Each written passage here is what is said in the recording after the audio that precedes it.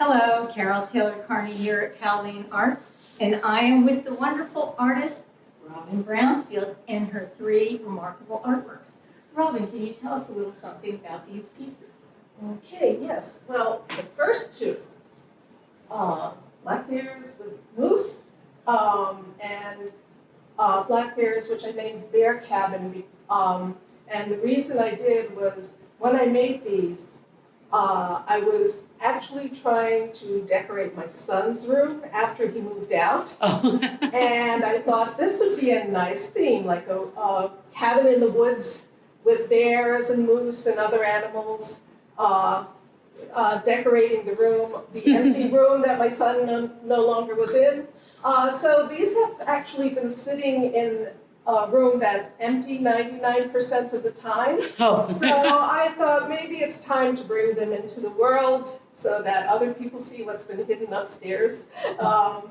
And I got into making a lot of black bear things. I made a table that has bears all over it and so forth. And I'm actually looking forward to making more of these once my hand heals. And the last one kind of is almost self-explanatory.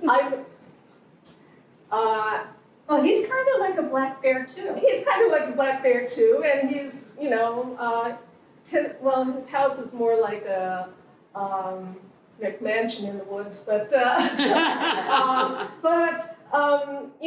was. I made this around the time the memes started showing up all over the place after the Mittens. Bernie and his Mittens. Bernie and his Mittens basically stole the thunder of the inauguration, and and people kept saying, "Well, where's your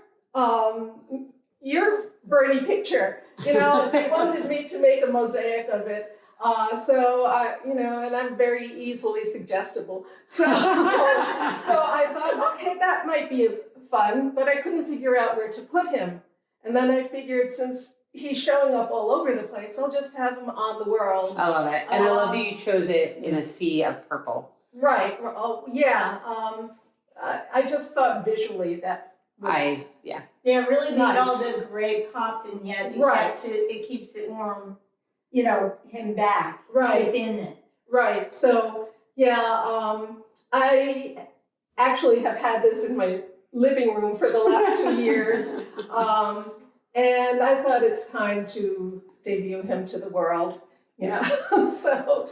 Well, I have to make a comment here about another place. Robin has work at the Plastic Club in Philadelphia, and one of her pieces is a portrait of Bernie. Me, us, not me, us. Not me, us, yes. Yes. So, if you have a chance, get to the Plastic Club and see more of Robin's work. So, Robin, you have such strong sense of color in your work. How do you think about color and composition? Also, you're working with tile, which means essentially squares. Yes. How do you think about composition? I'm not quite sure, except that I just do what's visually pleasing to me. Mm-hmm. I make out a plan, and sometimes the plan changes. I kind of draw out not really a blueprint, but a sketch of what I want to do. And so I might alter what I do with the sketch. So if I sketched some bears, and I thought, well, how do I want this? And so I took these paper cutouts of the bears and I placed them on the boards until it did what I wanted it to. And so that, each piece is always a process of decision making as to where to place things. This one, some of it I think was inspired because I also have a rug in the room that kind of looks similar to these, except my things are more colorful. And so I kind of patterned it a little bit after the rug or the style of the rug. Yeah. So, that was some of the inspiration for how I was going to do things. In terms of the colors, couple of things. One is I do what's visually pleasing to me, first of all. And second of all, that's one of the few things I remember from high school art is the color wheel and what colors should go together and don't go together and things like that. And so I do keep that in mind at times, when I'm uncertain about what to use. And sometimes it's just based on what I have available. So, I also like you're saying that some of the patterns that you've chosen as areas to go around are reminiscent of a rug. It was the rug in some kind of pattern that would speak to indigenous people, or do you look at things like ancient mosaics? Yeah, because there's an element of this that feels like, related to nature and appreciation and value of bears and moose and things like that. So, but there's also another section of it where I can connect it to other great mosaics that have been made. Yeah, well, I think I tend to use like the small squares because I was always fascinated with the old Italian, Roman mosaics and how they would make them by piecing together small squares into very large, elaborate images. And I kind of like that idea. From the time I was a child, I liked the idea of doing that. And I was always fascinated with piecing it together. It's kind of like putting a puzzle together. Which quite a puzzle. Yeah. A It's puzzle also, of your own making. Yeah, it's also a couple of practical reasons I do this. Is one, when I use this material, it's glass, it's recycled glass, but it doesn't break into shards the way regular stained glass does. And every time I use regular stained glass, which I will do.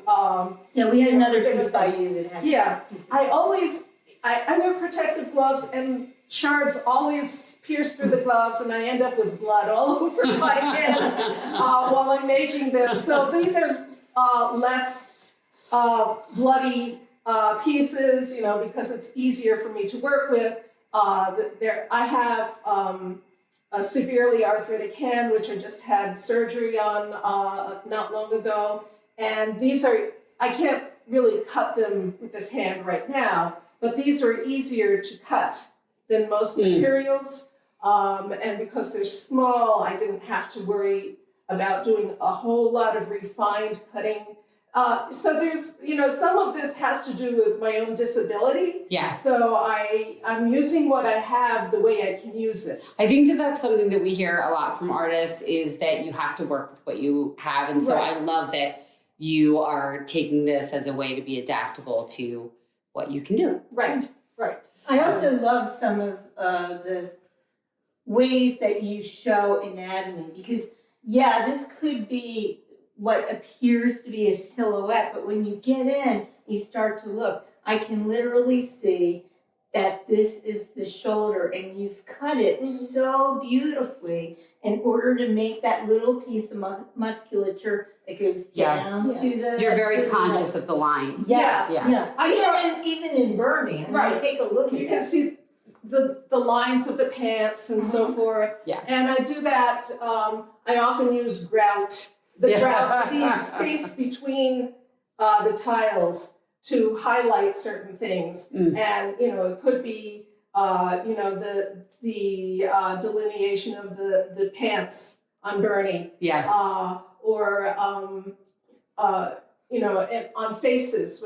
I don't have any elaborate faces here, but I will use it to cut it in a way so that it contours the way that you actually did right up here. Here is the bottom side. Yeah.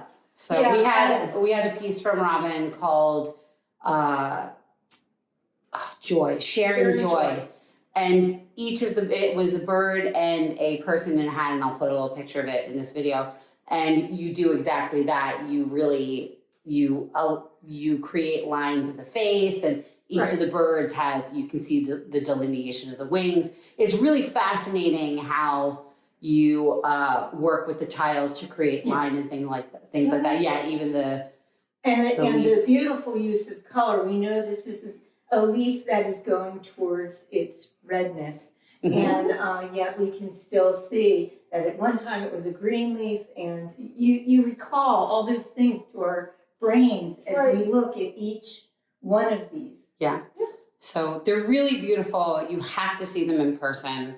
I mean, they look beautiful on film, but they look a lot different when you see them up close. Because they're so intricate. Yeah. So anyway, we were talking about some of the colors that you're using, and I think it's interesting that here we have red, yellow, and blue, and green, and then in order to make this come out, you took a basic neutral, and red, yellow, blue, and green are what Leonardo would call the primaries. Right.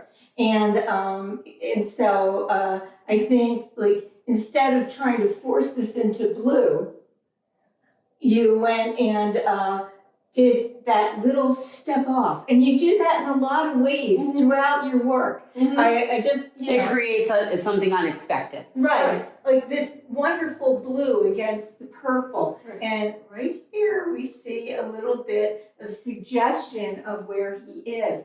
So it feels like he's in the spotlight, but not. He's on the world. Yeah. Yeah.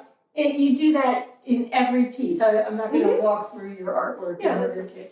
But, you know, how do you come up with these decisions? Okay.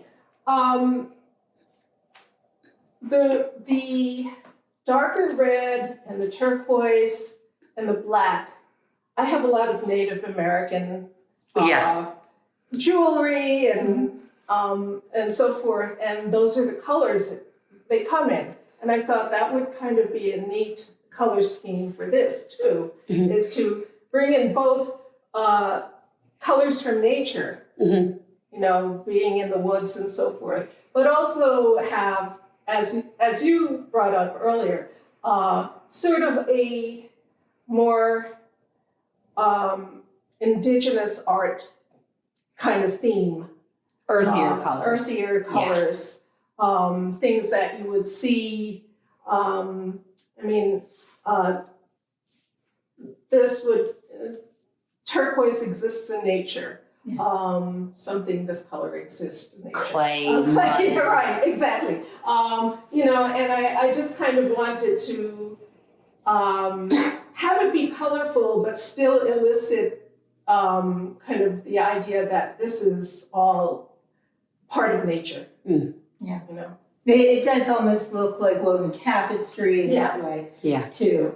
So, please come and see Robin's fantastic mosaics at Powell Arts from, you're going to have to say this, Caroline, January 19th through March 12th in our portrait show. Thank you. Thank you, Robin. Thank you.